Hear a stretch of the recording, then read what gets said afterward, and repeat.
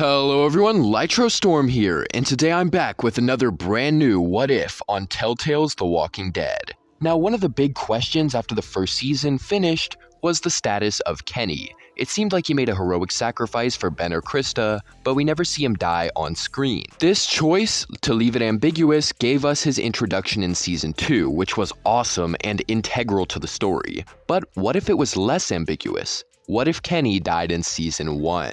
Well, this was a video I thought might do well with a little help, so joining me I have two friends who also love this series, Tylern and Super Savage 789.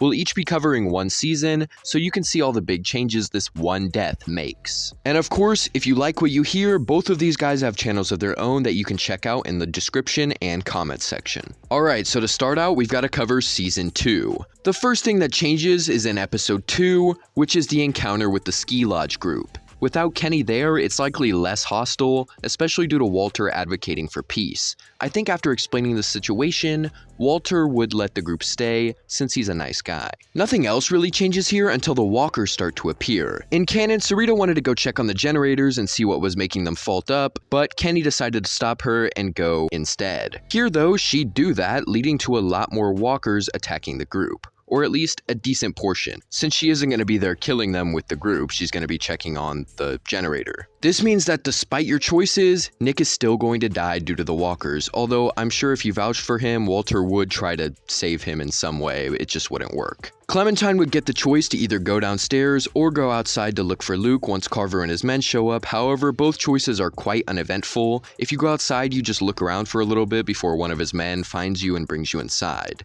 And if you go downstairs, they look outside for Luke and find nothing. So basically without Kenny, there's much less resistance and the situation just goes really well for Carver. Everyone is then taken to house with Walter and Alvin both surviving here. Once they arrive, the situation would be a lot less tense. For one thing, there's no Kenny to try and fight Mike, meaning walkers don't break in. The group is also all on the same page about escaping while not causing too much commotion. The plan to use the radios is still made, and Carver notices, however here, Clementine would be found to have the radio instead of Kenny. And since he's not there to take her place, that means that Carver would beat up Clementine, messing up her eye in the process. Although, let's be honest, given Clementine's stature in comparison to Kenny, as well as the fact that Carver actually kind of likes Clem, I doubt the beatdown would be nearly as brutal, but it would still damage Clementine's eye permanently. But we do see throughout the game that Clementine is pretty tough, even taking a rifle shot later on in Season 2, so I think she'd likely wake up at the same time as Kenny canonically does. But due to her injury, it might be likely that someone else, probably Jane, would be setting up the PA system instead of Clementine, since Jane is pretty agile. Alvin still dies here, and Carver gets shot in the legs by the group. Here you get the choice about telling the group to spare Carver now as he's not a threat, or to kill him.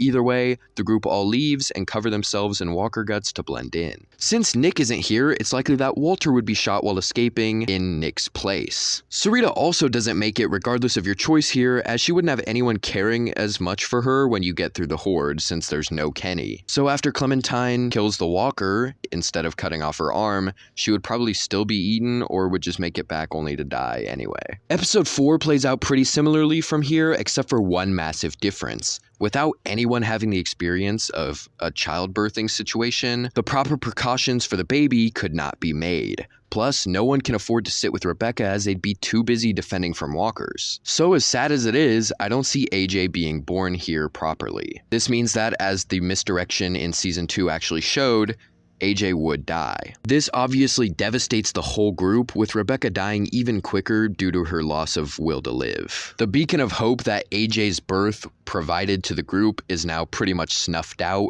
leaving everyone in a lot of despair and grief. And without AJ going forward, there will be some interesting ramifications. But continuing on with Season 2, the group would eventually continue and encounter the Russians, where a shootout is inevitable. More people are going to get injured here on our side, as Kenny was the MVP of that fight in canon. Plus, with his pre-existing injuries, Luke likely dies in the gunfight. I mean, he already got shot in the leg in canon, and without the extra cover from Kenny, I just don't see him surviving. Thankfully, when Jane arrives, they're able to turn the tides of the battle until Arvo is the last one left standing. He decides to reveal the information that there's a house with a lot of supplies, and so the group follows him there. Here, though, there's basically no more conflict going forward. The main driving force in canon was people thinking Kenny was dangerous and wanting to escape him, so without Kenny present, everyone can get along pretty harmoniously. After the house runs out of supplies and they eventually do get a truck working, probably, although it would be harder without Kenny, the group elects to go to Howe's, where they encounter the family from Jane's ending like normal. Sadly, Jane would still take her own life upon learning of her pregnancy, especially after what happened with Rebecca and how much despair that gave the group.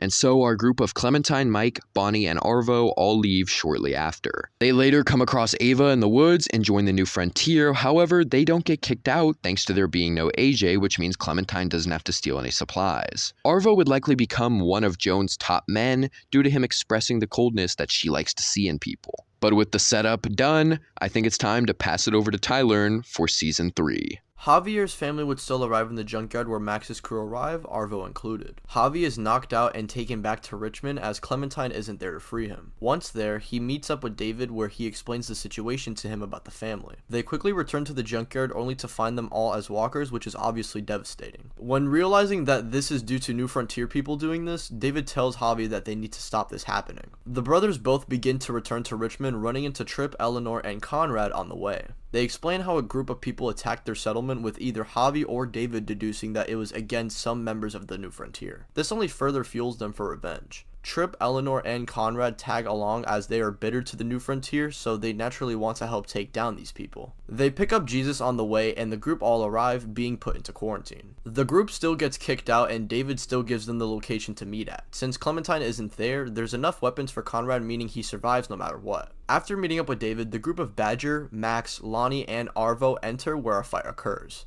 Unfortunately for our group, with Arvo being there, he's able to pull out his rifle and shoot Conrad before being apprehended. Both Arvo and Max are completely determinate as Javi gets the choice on killing either of them or sparing them. The group returns with either Max, Arvo, both or none, and the situation with Joan goes the same, leading to Javi being put into a cell. Here, the person who breaks out Javi, however, is someone he doesn't recognize. It's Clementine. Ava has spoken to Mike, Bonnie, and Clem due to trusting them, and so they agreed to help out. So episode 4 pretty much takes place the exact same, with Mike and Bonnie just taking over Kate and Gabe's roles. Lingard asking Javi to kill him would also just be a simple choice, so it'd be a lot easier to make that choice without Clem pressuring Javi. Tripp or Ava still die, and Walker still overrun the area due to Bonnie crashing the car. They then need to save Richmond, leading to them doing the whole thing with the helicopter, with whoever you save dying in the process. And without Kate here, David doesn't throw any fits, so he never leaves, meaning everyone is basically working together to save Richmond without any casualties. Javi and David would then begin co-leading Richmond to make it better than it was. Clem, Mike, and Bonnie would probably not leave right away, but I imagine when the war starts they'd likely choose to dip.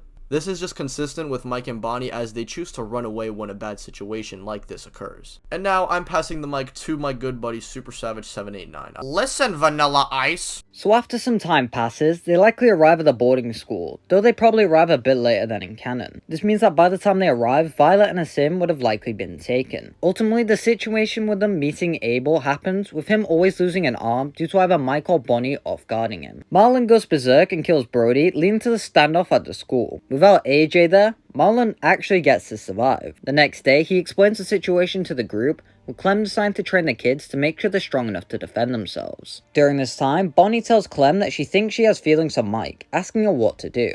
Clem then gets the choice to tell Bonnie to confess, or that it's not the right moment to tell him. Speaking of romance, with Violet gone, the only person Clementine can get with is Lewis, which is for the best because Lewis is the GOAT. Eventually, Lily's group show up to the school to take the rest of the kids, surprising Clem at seeing her again. They break in and kill Mitch, leading to fighting beginning to occur. Mike and Clem work together and end up apprehending Abel during this time, before ending up back in the courtyard. Without Violet there, Lewis always gets saved, which is a dub. Bonnie would also begin to get captured. If she confessed to Mike, he'd go save her and fight off the men, getting captured in the process. If she stayed silent though, Mike is less motivated to risk himself, leading to Bonnie getting captured. Marlon would also get captured in this time. The group then needs to form a plan to go save Amar, Marlon, and Mike/Bonnie. I think Clem would still meet James not long after this, as he'd probably introduce himself, having sent walkers into the school to help out. So the barn scene goes the same. The group then use walkers to sneak onto the boat to go save the captured people. Marlon would end up getting a finger cut off, and then the group would break out. Whoever didn't get saved between Mike and Bonnie would head to the boiler room, while the other goes with you to help fight Lily. Without AJ there, the gun would end up in Mike or Bonnie's hand. If Mike has the gun, then he'd likely spare Lily. I doubt she'd kill James here though, as he won't be distracted by his joy like he was in canon. as Mike isn't a kid, so he's not gonna care as much. If Bonnie gets the gun, then she's going to kill Lily. The ship then explodes with whoever was in the boiler room losing their eyes in the process. Clem, James, Bonnie/Mike, and Ten then make it into the cave. Depending on dialogue, James will either stay with you or decides to fight off the walkers. You all leave the cave and run into Lewis, who accompanies you, leading to the confrontation with Minerva on the bridge. Bonnie/Mike get their leg injured instead of Clem, but they're still able to defeat Minerva. Without AJ shooting 10, Lewis throws him across only for Walkers to overrun himself unless you still have James, in which case he'll sacrifice himself to save Lewis. 10 and potentially Lewis then climb the fence and leave Clem and Mike/Bonnie leading to Clementine getting bit. You make it to the barn, and players either Mike or Bonnie holding off Walkers with your injury weighing you down. Clementine then gets her leg cut off, saving her life. In the epilogue, Marlon would tell the group that he's leaving to try and find any of the students who survived. So he'd leave. Clementine would be missing a leg, and between Mike and Bonnie, one would be blind and the other walking with a limp. So overall, not having Kenny in Season 2 led to some positive changes, but in my opinion, the majority were all negative. AJ and the Garcia family all perished, as well as more students being taken as a result of him dying. While Mike and Bonnie surviving is a good thing, overall it's a negative scenario.